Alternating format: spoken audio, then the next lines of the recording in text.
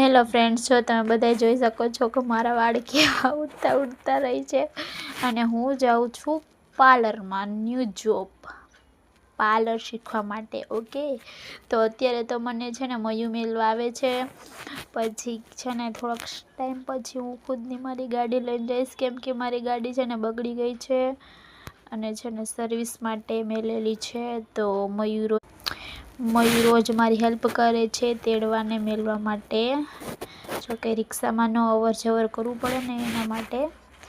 એટલે તો છે ને ગાડી સર્વિસમાં દીધેલી છે. તમે જો આ તરાવની પાર આ છે, તરાવની પાર છે. કોને કોને જોયું છે તરાવની પાર?